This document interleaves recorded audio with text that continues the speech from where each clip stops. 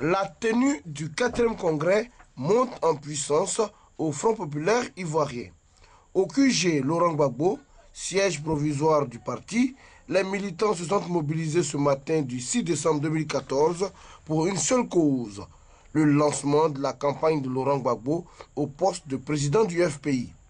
Plusieurs interventions ont ponctué l'événement.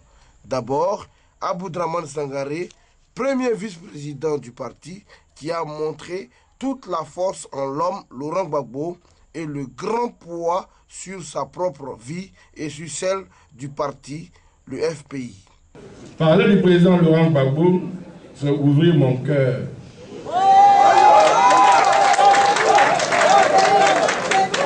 C'est me laisser envahir par l'émotion, c'est me confondre en remerciements. Oui, président Laurent Gbagbo, chers frères et amis, merci pour ce que tu as fait pour moi. Merci pour ce que tu as fait de moi. Merci pour ce que tu as fait avec moi.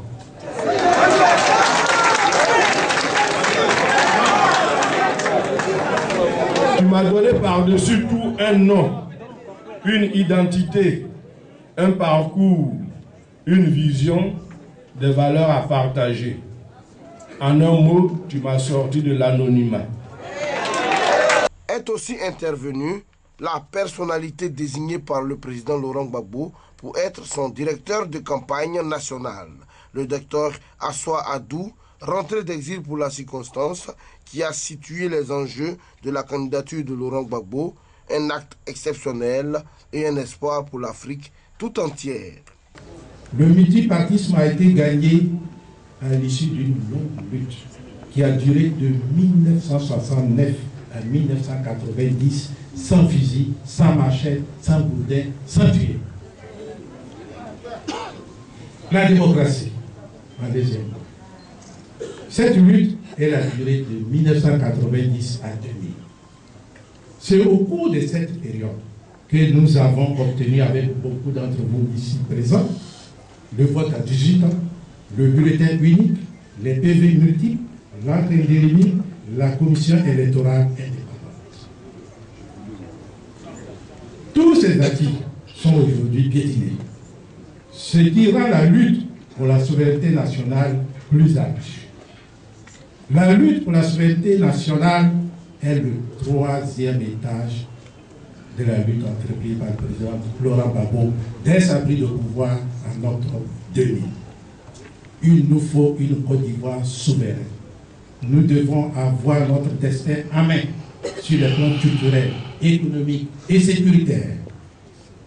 Nous devons construire un pays réellement indépendant qui doit pouvoir coopérer avec tout pays qui respecte notre souveraineté.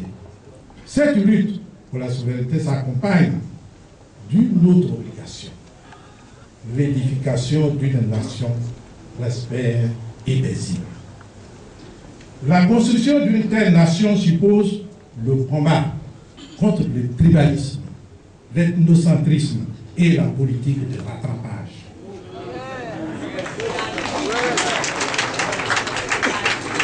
La Côte d'Ivoire n'appartient à aucune ethnie, à aucune religion. Notre nation qui est en construction, et j'insiste, est nécessairement par son histoire une nation multi-ethnique et multiraciale. Je dis bien multiraciale.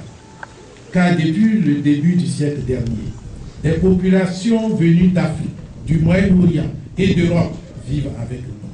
Camarades, pour accomplir ces missions nobles pour la Côte d'Ivoire et l'Afrique, il nous faut un dirigeant qui ne change pas de direction au gré du vent. Et ce dirigeant, c'est le président Laurent Gbagbo.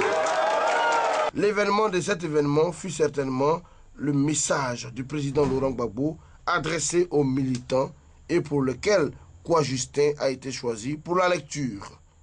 J'ai décidé, à la suite de la demande de plusieurs fédérations du parti, de présenter ma candidature à la présidence du Front populaire ivoirien. J'ai expliqué les raisons dans le document que je vous ai envoyé et qui a été publié dans la presse ivoirienne.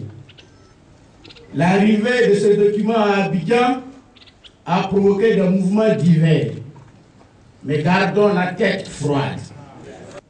Au lieu d'engager les débats sur cette question de fond, certains camarades et leurs alliés cherchent à nous distraire en évoquant des faits irréels et risibles. Je ne serai pas l'auteur du document présentant ma candidature. Dans le monde moderne, un acte notarié mérite certains égards. Et même quand on a des doutes à propos d'un tel acte, il y a des procédures. Le notaire a son nom et son adresse sur l'acte. Par conséquent, les contestataires peuvent déposer plainte aux Pays-Bas et le droit sera dit. D'autres questions ont été soulevées, mais à mon âge et dans ma position, je ne répondrai pas à ces points-là. Camarades, prenons courage. Gardons le regard rivé sur l'horizon.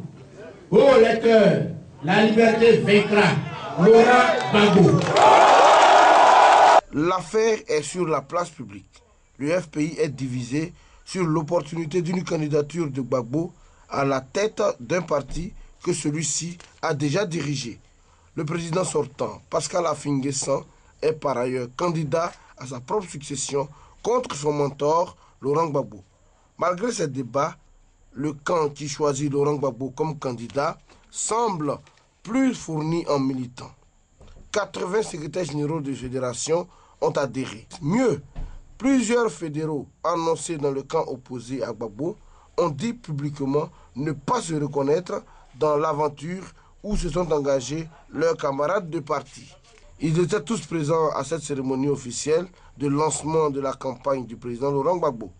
Il est à noter que le 4e congrès du FPI est prévu pour se tenir du 11 au 14 décembre 2014 prochain et qu'une cotisation spontanée initiée au cours de cette cérémonie a mobilisé la somme de 833 000 francs CFA pour soutenir la candidature du président Laurent Gbagbo au poste de président du FPI.